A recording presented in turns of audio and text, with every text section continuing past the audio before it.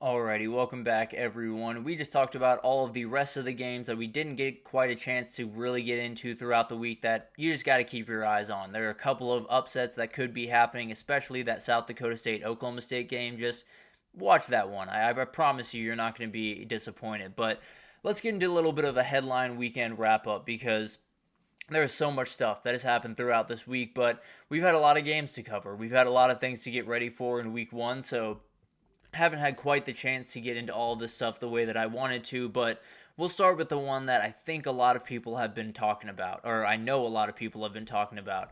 Connor Stalions. The documentary officially came out around Connor Stalions and the sign stealing scandal around Michigan. There were a ton of really, really interesting stuff on here, and Netflix really knows how to tell a story. I can say that pretty confidently coming out of this one. They told a very, very interesting, very touching, very grandiose story is the way that I'll put it in the nicest possible terms. But the biggest thing that came out of this had very little to do with Connor Stalions, honestly. Dan Wetzel was on there, and he dropped a bomb. He said a number of teams could get caught for this. He said, I believe Utah. He said, I believe Ohio State. He said, I believe Clemson could get caught. There were so many different people that he said he could get caught because he had FOIA or FOIA what are they called? Requests, excuse me, to get all of this information. And it sounds like plenty of people are doing this throughout the country. Now, that's obviously not the point because Michigan was the one that got caught. Michigan is the one that we're talking about. And just a couple of things before we move on, because I don't want to give this one too much credence because I didn't think it was all that great in terms of actually telling the story as it happened, but that's beside the point.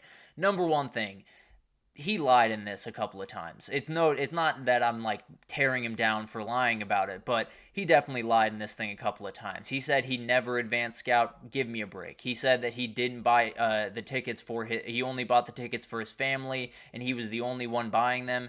Give me a break. I know, like, the salary is just not good enough. There's no world where he's able to buy all of those tickets by himself. I don't know if it was that, anonymous or that crazy booster that everyone's talking about, but it definitely wasn't just Connor Stalions. I can say that pretty confidently. Number two, I can say with as much confidence as ever, a ton of people in this program knew what was going on. If you're asking me to believe that Jim Harbaugh or Sharon Moore or Jesse Minter didn't know what was going on, you're asking me to believe that they're stupid, and that is not something that I'm going to do. They knew exactly what was going on. They understood all. They didn't understand all of the little intricacies of the things that were happening.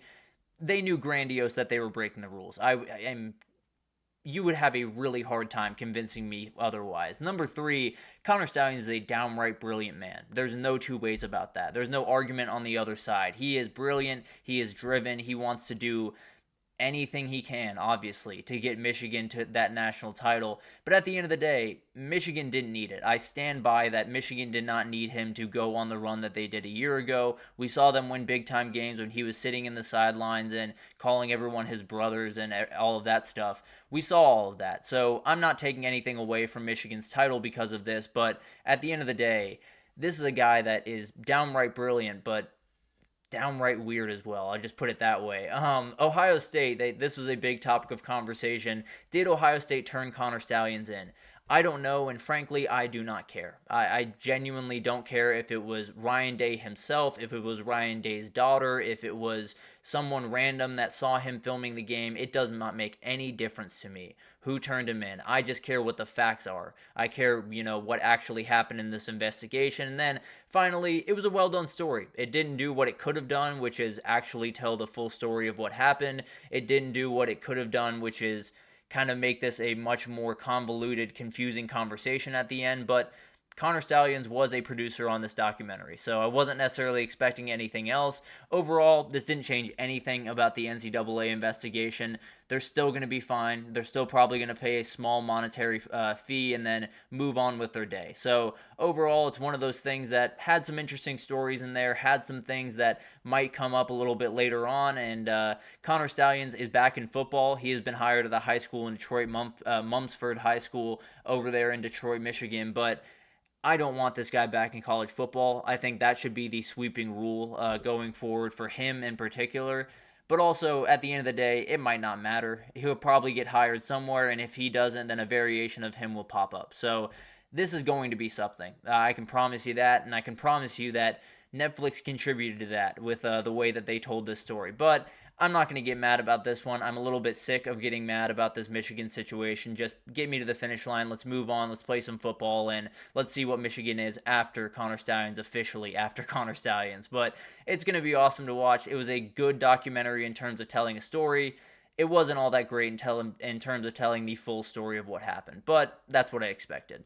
Moving on, Faison Brandon has sued North Carolina over the NIL laws. It sounds like the North Carolina Board of Education is very much against endorsement deals for the student athletes in public high schools. And this is something that a lot of people have been fighting all across the country. His mother is joining him in this suit. And frankly, this is one that I think is kind of a layup. I think he's going to win out on this one. I think he's going to get the rights to sign whatever deal he wants. And this is a free market. This is just the reality of the situation. This is a very valuable player that has a ton of potential at the next level. If you're a trading card company, which is what this kind of originated from, a trading card company coming to him with a deal. If you're a trading card company and want to sign on with Faison Brandon, who am I to stop you? I've never really understood this. I understand that they are kids and that makes things a little bit more precarious, but if they want to do that, if they want to go out and do a deal with this kid, I am not going to be the one to stop him. So personally, I hope he wins. I think he will win at the end of the day, and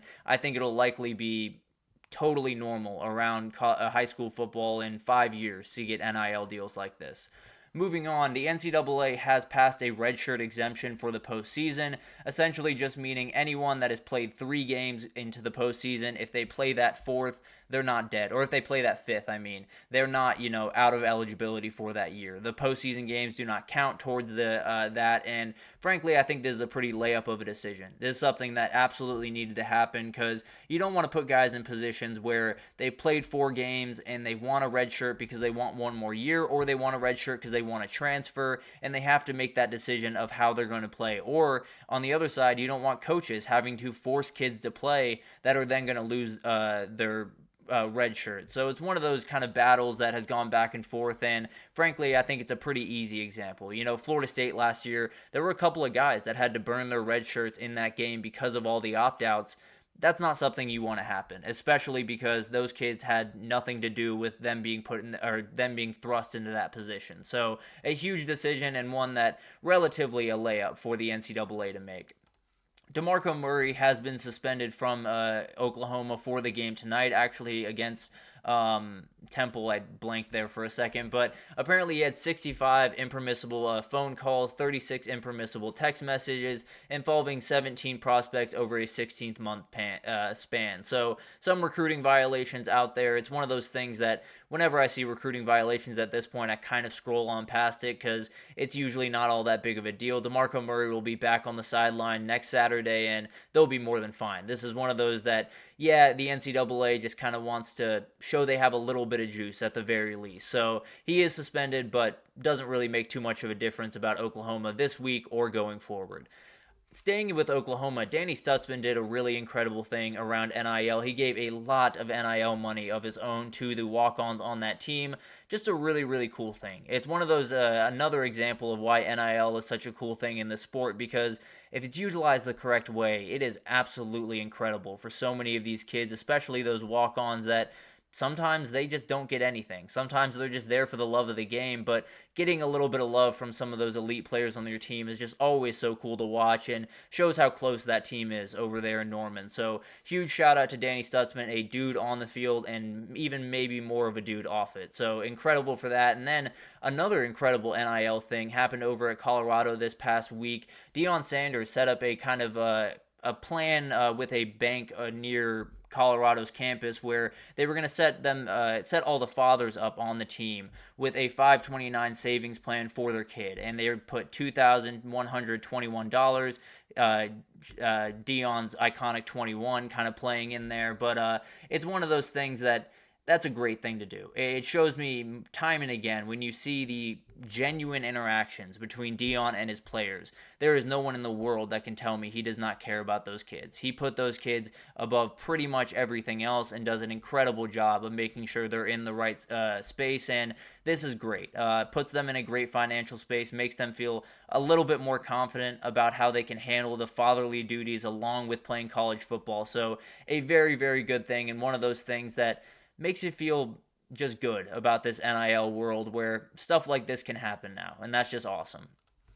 Staying with Colorado, they had a very more than funny more than anything else, if I'm being totally honest with you, allegation against Oregon. They say Oregon stole some practice tape before their matchup, and they alleged that after the matchup and decided they were not going to provide any evidence for that. And the server that they used to film their practices, Catapult, conducted their own investigation and decided there was no evidence for a breach. So they wasted a lot of their own time here, and frankly, I won't waste a lot of your time here. Michigan did not need the practice tape. They did not need the practice tape to tear apart that O-line and to beat them. Frankly, they could have beat them by 70 that day. They just decided to take their foot off the gas pedal. So if they did steal the game tape, then I don't know why they did, because it was going to be domination one way or the other. So that was one of those that I kind of just chuckled at and moved on, but definitely a funny story throughout college football. And then finally, SEC is requiring injury reports throughout this year. So this is going to be a really interesting thing. You got to have guys that are available, probable, questionable, doubtful, or out in the report, I believe the day of or the day before the game. You love it. Frankly, I love it a ton because it makes it a little bit easier to break down some of these games when you know exactly who's going to be out and exactly who's going to be in. But at the end of the day, a layup of a decision, something that likely should happen across the country, because it's one of those things that I think coaches think they're playing this big-time cat and mouse game, when in reality, usually you know if a guy is healthy or not just by watching the play that he got injured on and knowing all of the different intel that you get from inside that program away from the coach. It's very unlikely that there's an injury that really surprises you. But at the end of the day, I think having this stuff on paper, having this stuff, uniform across the entirety of college football just makes a lot of sense. So overall, a busy week. There's no two ways about that. We had an incredible game last Saturday that got us kicked off with Georgia Tech, Florida State. We have a ton of incredible games tomorrow. I feel like on Saturday it was a little bit of a light drizzle. Yesterday was, a little bit of a thunderstorm. You heard thunder in the distance. You saw a little bit of rain come down. Tomorrow it is a downpour. It's going to be incredible to watch all of these games happen all across. Get all of your TVs out. Use every single TV you have at your disposal, because you're going to want plenty of games on in every single slot. It's going to be incredible to watch this, and college football is officially back. Sometimes people write off week 0 or they write off that early Thursday games, but Saturday is when it really kicks off, and I just cannot wait. One more sleep till we get this thing back in full effect, and it's going to be really fun to watch. No two ways about that. But that'll do it for this edition of the GSMC College Football Podcast, brought to you by the GSMC Sports Network. Your support means a lot to us, so please remember to subscribe to the show, leave a positive review. It does make a huge difference for us. Also, follow us on Facebook, Twitter, TikTok, Instagram, all of the social pages for all of the content and updates you could possibly need. We have really incredible people doing awesome work across every single sport. So although I know you guys love college football and are going to be tuned in to that on Sunday, we got great people covering NFL on Sunday, you're going to be tuned into that on Saturday. There are tons of people covering NFL that is going to be all on Sunday. Absolutely tune in there. Nelson's doing basketball. That is still plenty of stuff happening around basketball during the postseason, so tune in over there. There is so much stuff happening on the GSMC pages, so anything in the world of sports, come on over to us and we absolutely have you covered. But thank you once again for listening, and I will see you guys tomorrow.